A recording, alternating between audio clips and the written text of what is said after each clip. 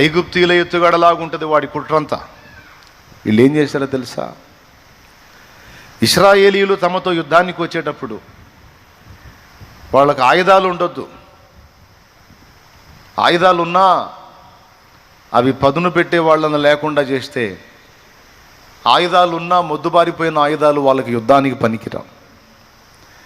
కాబట్టి వీళ్ళు చేసిన కుట్ర ఏంటో తెలుసా? ఆయుధాలకు పదును పెట్టే కమ్మరి వాండ్రు ఉంటారు కదా, వాళ్ళు ఇశ్రాయేలు దేశంలో పని చేయకుండా చేశారు. చివరికి 22వ వచనంలో అనుకున్నదే జరిగింది. ఏం జరిగిందంటే, రాజు దగ్గర ఆయన కొడుకు దగ్గర తప్ప మిగిలిన ఎవరి దగ్గర కూడా ఆయుధాలు లేవు. ఉన్న అవి పనికిరావు. మొద్దుబారిపోయినటువంటి కత్తులు, పోట కత్తులు ఎందుకు పనికొస్తాయి? పదును గల ఆయుధాలు పనికొస్తాయి, పదును లేని ఆయుధాలు పనికిరావు. పదును పెట్టడానికి కమ్మరి వండర్ లేకుండా చేశారు. మనల్ని అటాక్ చేయడానికి శత్రువు ఉపయోగించేటువంటి తంత్రాల్లో మరొక తంత్రం ఏంటంటే, మన ఆయుధములను నిరుపయోగము చేయటం. ఇది కూడా ఆ ప్రాస మీదే వచ్చింది.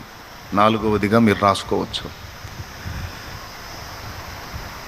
ఆయుధములను నిరుపయోగంగా చేయటం. ఆయుధాలను గురించి మనం శ్రద్ధ వహించకుండా నిర్లక్ష్యంగా ఉండటం. ఒకసారి మీరు ఆలోచించండి.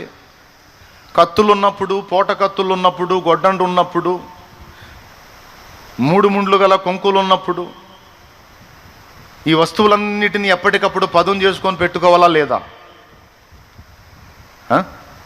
యుద్ధం వచ్చినప్పుడు చూసుకుందాములే అని వాటిని అశ్రద్ధ చేసేటట్టుగా వాళ్ళ వ్యవహారం కనపడుతుంది. సడన్గా యుద్ధం వచ్చింది, ఇప్పుడు పోయి పొడుద్దామంటే ఎవడికి కత్తులు పదును లేవు.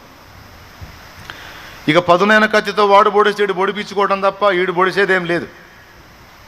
ఎందుకంటే వీడి దగ్గర కూడా ఆయుధాలు ఉన్నాయి కానీ పనికిరావు. కానీ వాడి దగ్గర ఉన్న ఆయుధాలు ఎప్పటికప్పుడు అవి లైన్ చేసి పెట్టుకుంటున్నాడు. మనకున్న ఆయుధాలను పనికి రాకుండా చేసి వాడి దగ్గరున్న ఆయుధాలు పనికొచ్చేటట్టు చేయటమే శత్రువు తంత్రాలలో మరొక తంత్రం. దీనికి స్పష్టమైన నిరూపణ ఫిలిస్తీయులు చేసిన కుట్ర. స్పష్టంగా మనం వచనం చదువుకున్నాం. ఇప్పుడు దేవుడు మనకు కూడా కొన్ని ఆయుధాలు ఇచ్చాడు పరిశుద్ధ బైబిల్ గ్రంథములో. అయితే ఆ ఆయుధాలను ఇశ్రాయేలీయులు నిర్లక్ష్యం చేసినట్టు మనము కూడా నిర్లక్ష్యము చేయున్నట్లు వాడు మనల్ని శోధిస్తూ ఉంటాడు. దాంతో ఇప్పుడు